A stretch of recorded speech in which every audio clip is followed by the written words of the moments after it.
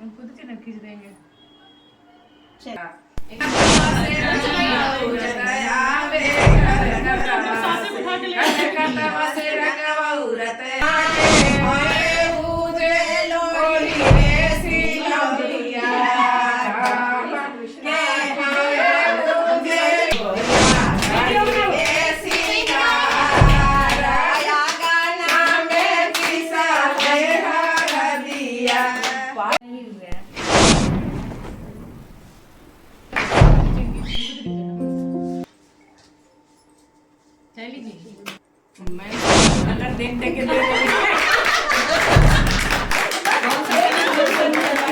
नमस्कार, मैं सम्राट। आज हमारे न्यूज चैनल में आपका स्वागत है। इस वक्त जो हमारी मौजूदगी है पटना के गोला रोड राम जयपाल नगर में है और हमारे साथ मौजूद है हाईकोर्ट की अधिवक्ता। यहाँ पर ये अंतर्राष्ट्रीय महिला दिवस मनाया और होली मिलन समारोह मनाया। इस दौरान यहाँ पर जितने भी महिलाएं इनके साथ थी उन्हें अंग वस्त्र देकर सम्मानित किया एवं इस दौरान अबीर गुलाल लगाकर यहाँ पर होली मिलन समारोह का आयोजन किया गया। तो हमारे साथ हाई कोर्ट के अधिवक्ता हैं अन्नपूर्णा कुमारी। तो आइए जानते हैं इस दौरान क्या कुछ कहना है इनका अंतर्राष्ट्रीय महिला दिवस के अवसर पर, जैसे कि घरेलू हिंसा दिन पर दिन महिलाओं के ऊपर बढ़ता जा रहा है, इसको लेकर एवं कई ऐसे मुद्दे हैं जो आज इनसे चर्चा करेंगे। क्या कहना चाहेंगे मैडम इसको लेकर? देखिए, सबसे पहले तो हम ये संदेश देना चाहेंगे हमारे समाज के हर एक मित्रों को, हर एक अभिभावक को और हमारे सभी दोस्तों को जो हमारे साथ हैं अभी, कि महिलाओं को, बच्चियों को साक्षर बनाए। अगर हमारी महिलाएं साक्षर होंगी, हमारी बच्चियां साक्षर होंगी, तो वो अपने पैर पर खड़ी होंगी, आत्मनिर्भर होंगी। और जब भी आत्मनिर्भर होंगी तो उनकी जिंदगी की आधी से ज्यादा समस्या जो रहती है वो खत्म होगी। एक तो उनका परिवार, उनका जच्चा बच्चा सभी एक नए सिरे से शिक्षित समाज का निर्माण करेंगे और महिलाएं सशक्त रहेंगी और बच्चे जो रहेंगे वो स्वस्थ, कुपोषण रहित और शिक्षित रहेंगे। जी जी। जो कि हमारे साथ महिलाएं हैं, जिन्हें देख के आपको इतना तो समझ में आ रहा होगा कि हमारे साथ जितनी महिलाएं हैं सभी आत्मनिर्भर स्वावलंबी हैं। जी। इस दौरान महिलाओं को क्या संदेश देना चाहेंगे? महिलाओं को ये संदेश देना चाहेंगे कि अपने बच्चों को शिक्षित बनाए, आत्मनिर्भर बनाए और आपके साथ अगर किसी प्रकार का घरेलू हिंसा हो रहा है तो उसे चुपचाप ना सहें। अच्छा।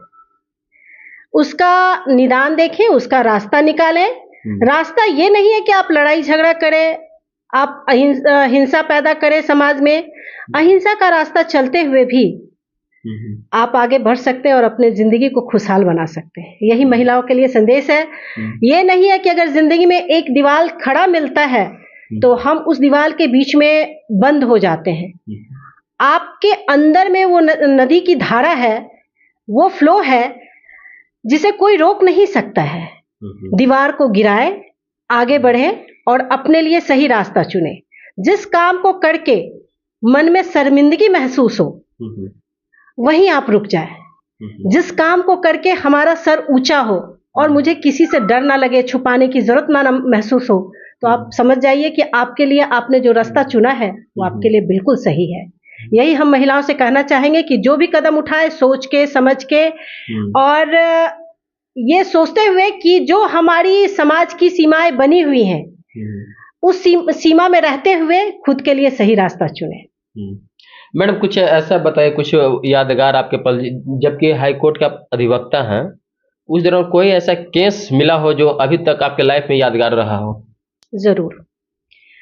आजकल हम देखते हैं, मेरे पास हाल फिलहाल कई ऐसे केस आए हैं जिसे देख के मन बहुत दुखित होता है। एक महिला जिसकी शादी लगभग 12th क्लास में हो गई थी। परिवार तो बहुत अरमान से बेटियों की शादी करते हैं, लेकिन कभी कभी ऐसा होता है कि जो अरमान माँ बाप अपने मन में लेके शादी करते हैं या जो लड़कियां वो अपनी उड़ान को भरना चाहती हैं वो कभी कभी खत्म हो जाती है, उनके पंखों को काट दिया जाता है। और एक टाइम ऐसा आता है जब हमारी जो नवविवाहिता बहू होती हैं, दुल्हन होती हैं, जो समाज की बेटियां हैं, उनके सारे रास्ते बंद हो जाते हैं। माँ बाप कहते हैं मैंने शादी कर दिया तो तुम्हारा अब जो घर है वही है, अगर वापस लौट के आओगी तो समाज में हमारी क्या प्रतिष्ठा रह जाएगी। जी जी। और ससुराल में जब वो प्रताड़ित होती है तो उनके पास कोई रास्ते ही नहीं दिखते हैं। तो एक केस हमारे पास आया था जब एक बहुत उच्च वर्गीय महिला थी, बहुत उच्च वर्गीय, मैं उनका नाम नहीं लेना चाहूंगी क्योंकि उनकी प्रतिष्ठा का हनन होगा। ऐसे पटना शहर के या फिर कहीं और नहीं, कहीं और वो जिला के? खगड़िया जिला की थी लेकिन पटना में ही रह रही थी। अच्छा, पटना में उनके पूरे परिवार रहते हैं, यही आशियाना नगर की बात है। लेकिन उनके घर वाले, उनका मैके वाले ने सपोर्ट नहीं किया और ससुराल वाले तो उन्हें प्रताड़ित कर ही रहे थे। उनके पास सारे रास्ते बंद हो गए थे। एक बेटी थी उनके पास जिसकी उम्र लगभग 1.5 साल थी। वो अपनी बेटी को पालने के लिए एक टाइम ऐसा है कि उन्हें अपने पति से अलग होना पड़ा रातों रात, और अपनी बेटी को पालने के लिए उन्हें बर्तन धोना पड़ रहा था। इतने बड़े परिवार के? जी। और जब वो मेरे पास आई थी तो बस एक ही बात बोली कि मैडम आपका नाम बहुत सुने हैं, आप मुझे बस ये बताइए कि इस परेशानी से मुझे छुटकारा कैसे मिलेगा। मेरे पति मुझे पैसे नहीं दे रहे हैं, मैके जा रहे हैं तो कह रहे हैं मेरी प्रतिष्ठा का हनन होगा, तो अब मैं क्या करूं, मैं सुसाइड कर लूं। मैंने बोला कोई ज़रूरत नहीं है सुसाइड करने की, हमारी एनजीओ चलती है। मैंने उन्हें ब्यूटी पार्लर का, सिलाई का ट्रेनिंग दिलवाया। आज वो अपना एक अच्छा दुकान चला रही है जिसमें ब्यूटी पार्लर का और बुटीक का दोनों का काम कर रही है और महीने में लगभग 25 से 30 हज़ार रुपया कमा रही है। पिछली हमारी जब वार्तालाप हुई थी पिछले साल महिला दिवस में, तो वो आई थी और मैंने उनका परिचय भी कराया। अभी एक और हमारे साथ एक ग्रामीण महिला है जिनका नाम चंदा है, बाहर में होंगी, बुला लीजिए उनको, तो वो आई हुई है। उनके साथ भी ऐसी परिस्थितियां हैं। वो 7 सालों से इधर उधर भटक रही थी और उस क्रम में उन्हें किसी से कोई मदद नहीं मिला। वो पुलिस के पास गई, महिला थाना गई, कई एनजीओज के पास गई, अपने ग्रामीण स्तर पे कई जो नेतागण होते हैं उनसे उन्होंने मदद लिया, अपने गांव परिवार में पंचायत लेवल पे उन्होंने मदद चाहा, लेकिन उनको कहीं से मदद नहीं मिला। ऐसे कंडीशन में उन्हें किसी एक महिला ने मेरा नाम बताया, मेरे पास आई हैं। तो 7 साल भटकने के बाद वो मेरे पास आई तो बोली मुझे अब लगता है कि मेरी नैया पार हो जाएगी और मुझे आगे कुछ करने की जरूरत नहीं है। और मेरे पति ने दूसरी शादी कर ली, उनका 1.5 साल का बच्चा भी है और ये महिलाएं भी बहुत अच्छे परिवार से हैं और इनको आज के टाइम में बर्तन धोने की जरूरत पड़ रही है। अच्छा जी। जबकि किसी घर की बहू थी, किसी घर की बेटी थी, आज इनके घर वाले भी, मैके वाले भी प्रताड़ित कर रहे हैं और ससुराल वाले भी, कि हमारी प्रतिष्ठा का हनन हो रहा है। तो हम यही संदेश देना चाहेंगे अपने समाज में कि जितने अरमान से आप बेटी को पालते हैं, जब आपके बच्चे 6 महीने के होते हैं, 3 महीने के होते हैं, बीमार होते हैं, तो उनको लेके आप खाली पैर नंगे पांव हॉस्पिटल में इधर उधर चक्कर लगाते हैं कि हमारा बच्चा स्वस्थ हो जाए। तो क्या आपकी बेटी बालिग होते ही सभी परेशानियों को झेलते हुए घुट घुट के जिंदगी जिए? क्या आप वो टाइम भूल जाते हैं, उस दिन को भूल जाते हैं जब आप अपने बच्चे को स्वस्थ रखने के लिए, शिक्षित करने के लिए अपने पेट को काट करके रोटी खिलाते हैं, अपने पैसे को काट करके अपनी जरूरत आवश्यकता को भी काटते हैं और काटते हुए बच्चे को शिक्षित करते हैं, पढ़ाई करवाते हैं और शादी करते, वो सारी आपकी जिम्मेदारी मैके वाले की खत्म हो जाती है? नहीं, आपकी जिम्मेदारी तब भी रहती है। लड़की का घर मैके भी है और लड़की का घर ससुराल भी है। तो हमारे समाज में बस यही संदेश देना चाहेंगे कि हमारी बच्चियां जब अपने ससुराल में किसी कारण से प्रताड़ित हो रही हैं या फिर परेशान हैं या एडजस्ट नहीं हो पा रही हैं, तो आप उनकी समस्याओं को सुने, उनकी समस्याओं का समाधान निकालें।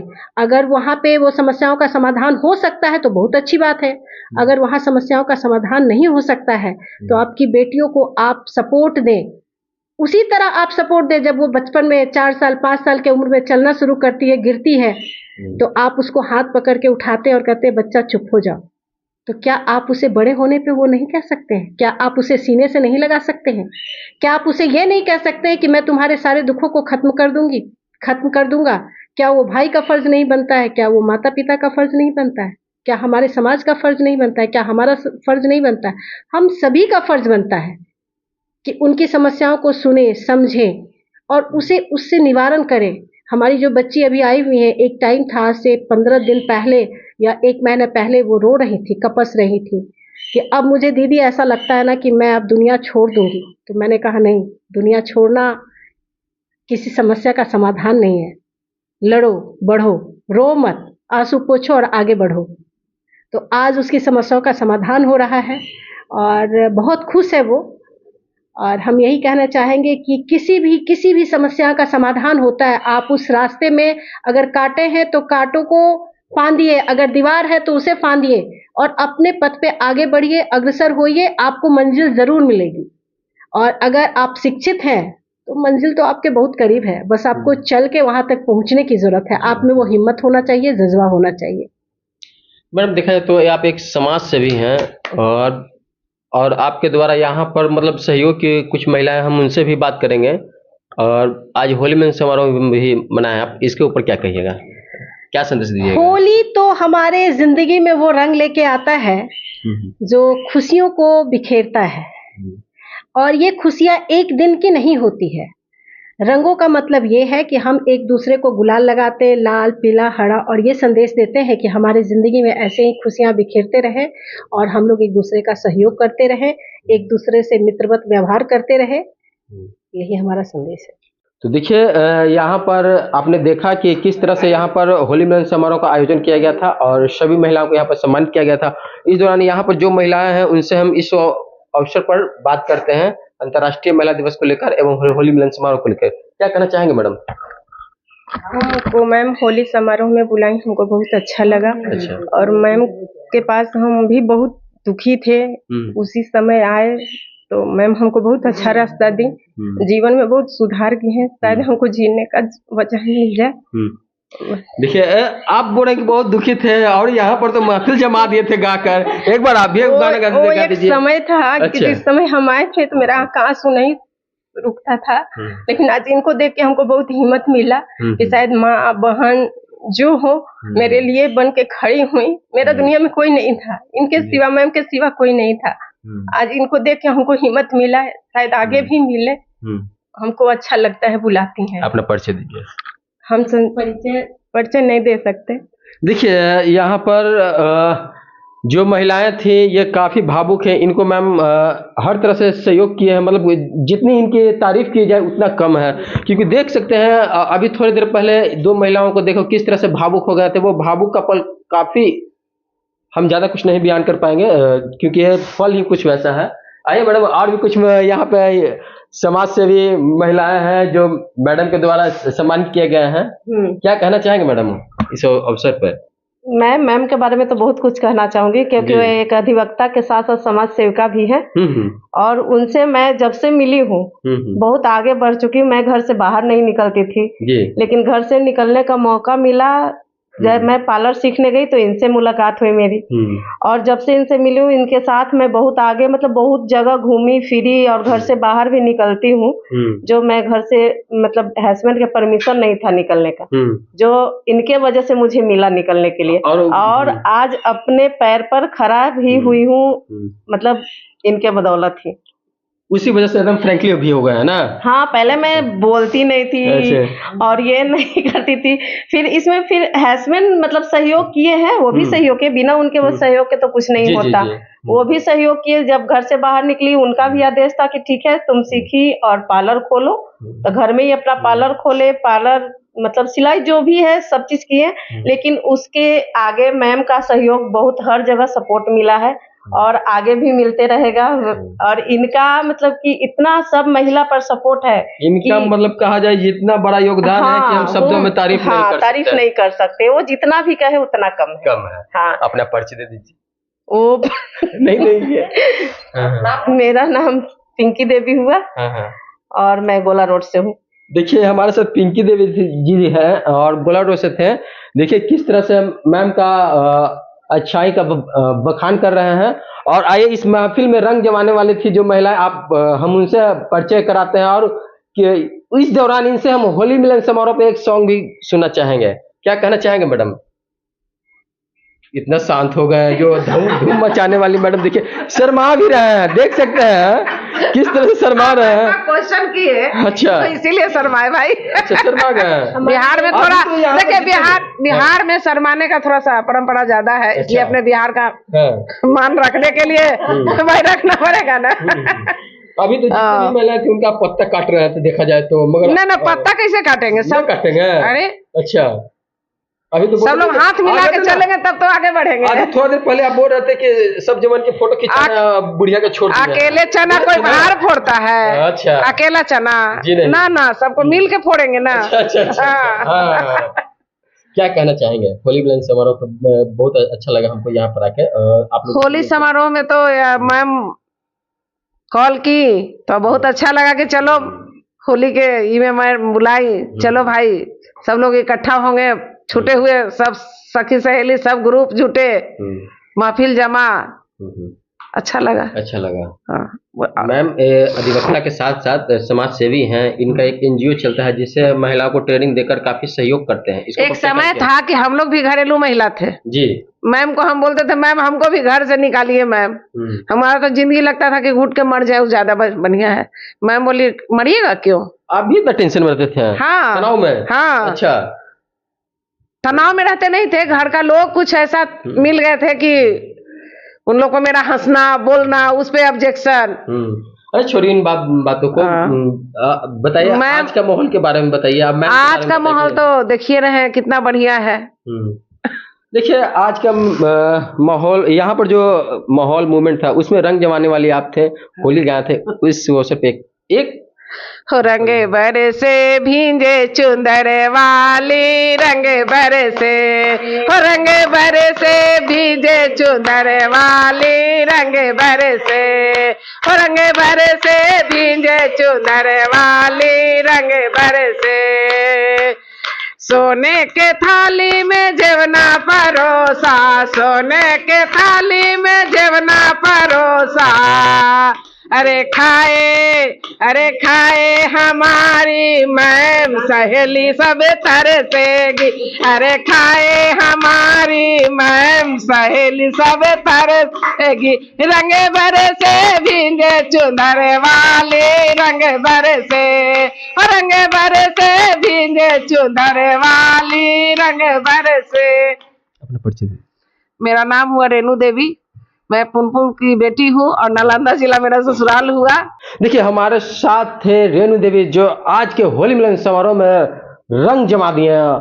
किस तरह से होली गाए देख सकते हैं। यहाँ पर उनकी गान पे महिलाएं जो थी ताली खूब बजाई और यहाँ पर एक हम आज का दिन जो है हम भुला नहीं पाएंगे कि एक ऐसे मैम से शख्स से पहचान हुई, जान पहचान हुई, अच्छी तरीके से हम इनको जाना परखा, किस तरह से महिलाओं को, पीड़ित महिलाओं को सहयोग करते हैं। ये अधिवक्ता के साथ साथ समाज सेवी हैं। इनका एक एनजीओ चलता है जिससे ट्रेनिंग देकर महिलाओं को आगे बढ़ाने का कार्य करते हैं। तो आप क्या सोचते हैं? अपनी प्रतिक्रिया हमारे कमेंट बॉक्स में जरूर दीजिएगा। देखते रहेंगे विशेष रिपोर्ट। धन्यवाद।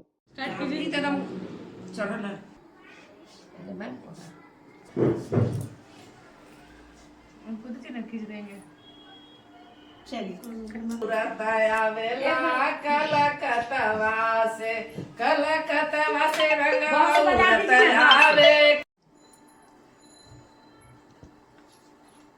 कतवा से रंगवा उड़त आवे, कलकतवा से सब गाती तब ना अच्छा लगता।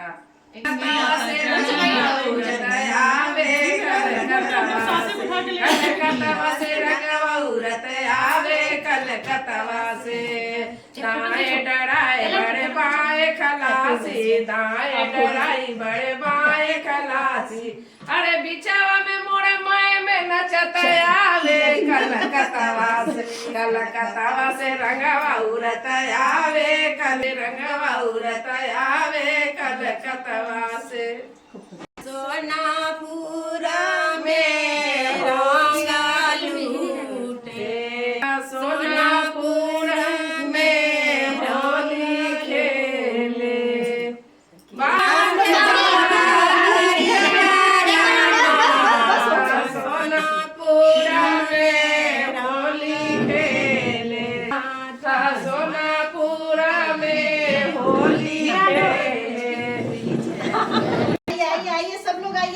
फेस नहीं दिख रहा।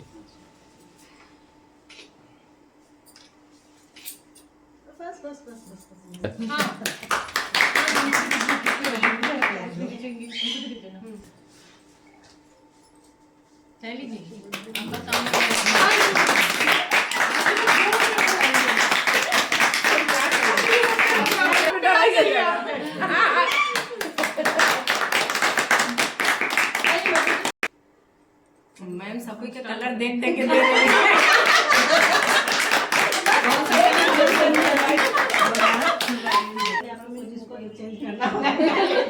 आप अपने आप लोग कर लेंगे, बात हम बोलने वाले।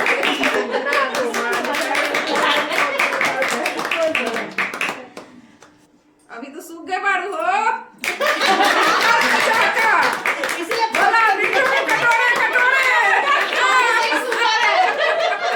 मैम के बार बार बोल रहा है। खूब खुश रहिए, खूब खुश रहिए।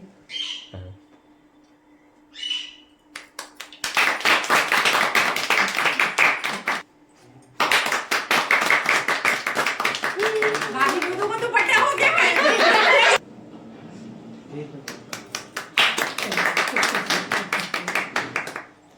हम कर सकते ना